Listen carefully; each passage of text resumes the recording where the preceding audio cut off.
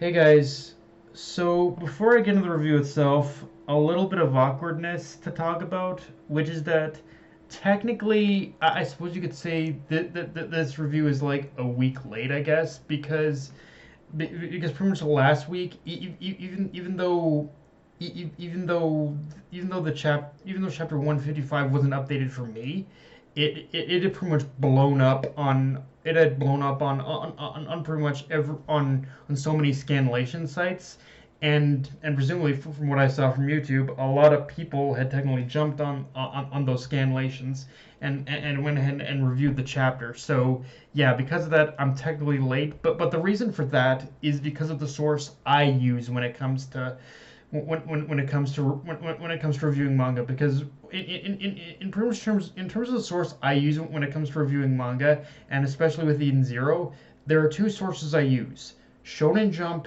and Crunchyroll. And Crunchyroll is the source I use when I'm reviewing Eden Zero.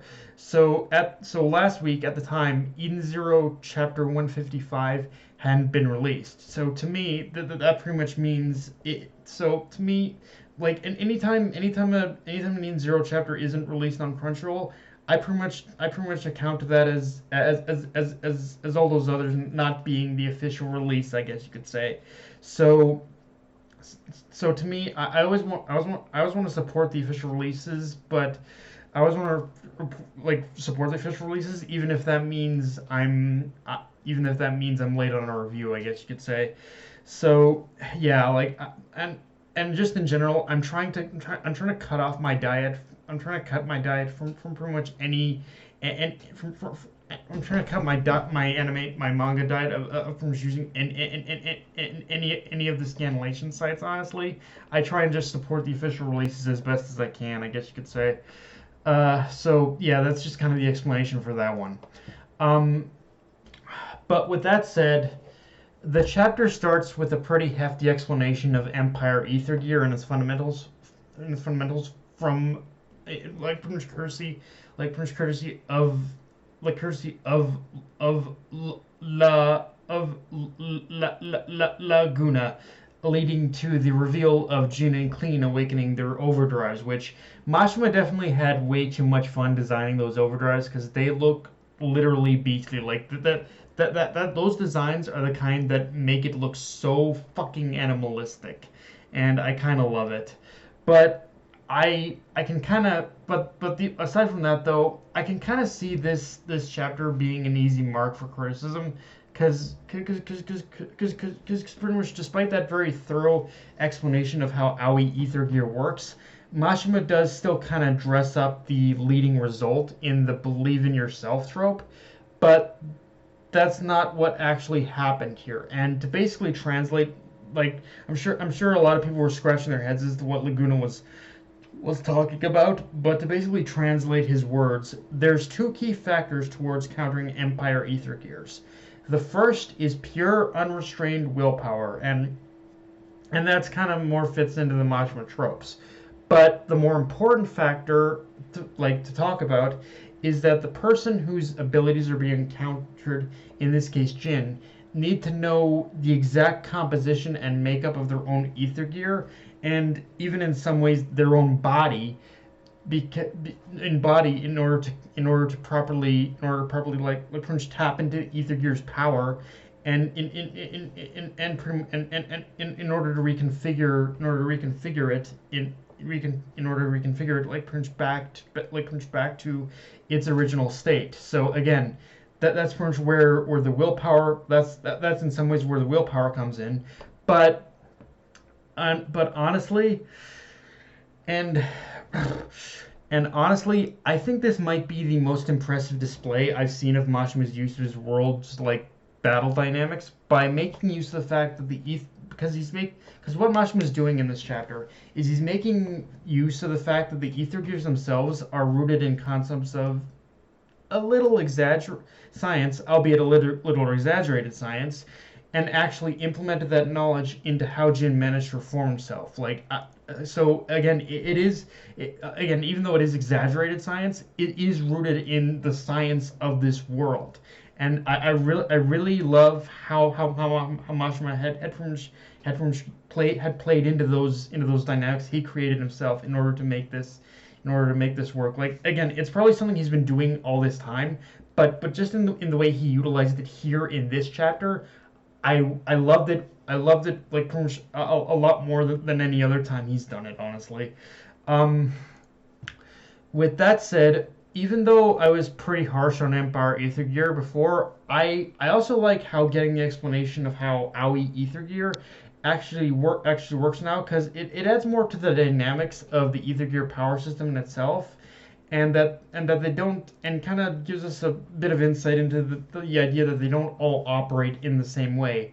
And while I don't know if Mashima is planning on keeping the power system to two types or expand it even more down the line of the story, this explanation definitely got me curious for the types of Aether we could encounter even beyond the Yaoi Cosmos saga, and how those might differ from the Aether Gear that are from the more physical Aether Gear that our heroes possess, and the Empire Aether Gear. Like, we're getting into some interesting possibilities with the power dynamics, and I'm really curious as to how those are going to be explored now going forward.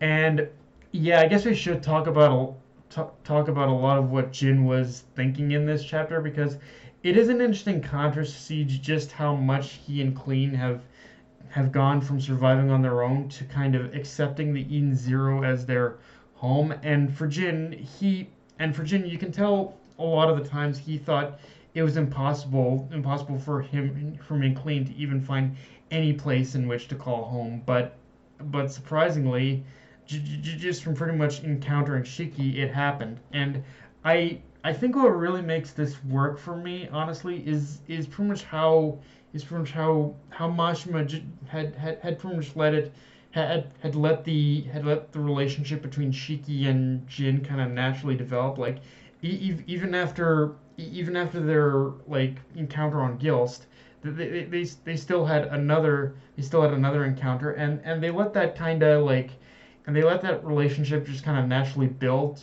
over time through those encounters. So I really like how Jin kind of came to this conclusion, because it is based on those experiences.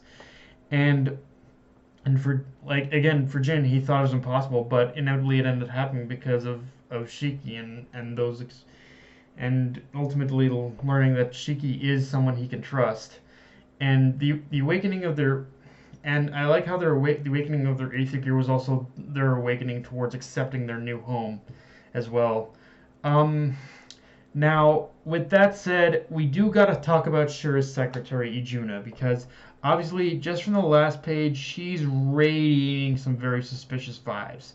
And for right now, my little theory about her being the princess of Oasis feels like it's becoming more and more of a reality, and coming together in terms of it being, again, the actual case.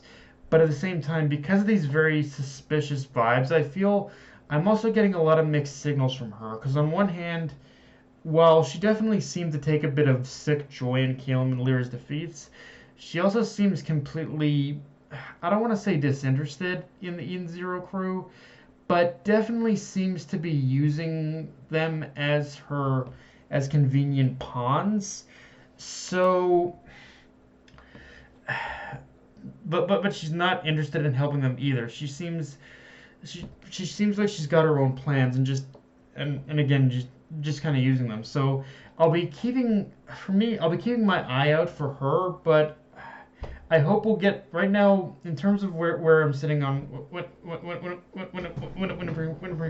it comes to Ijuna, is I'm right now is I'm kind of in the I don't trust this bitch camp. Maybe a little harsh, but that's kind of where I'm at. Like, I really don't trust this bitch right now. I don't know what she's planning. Like, even if she is the long lost princess, I don't know what this bitch is planning, and I'm kind of concerned about what her plans entail, frankly. But like I said, we're just gonna have to wait and see what happens from here. Uh, but yeah, guys, that's pretty much all I got for this review. If you enjoyed the video, like, comment, subscribe. I'm on Twitter, Analyst, Crunchyroll, sure you hit the notification bell, hit the subscribe button, and just share the video around, guys. Dead Night of Anime, signing off. Later all.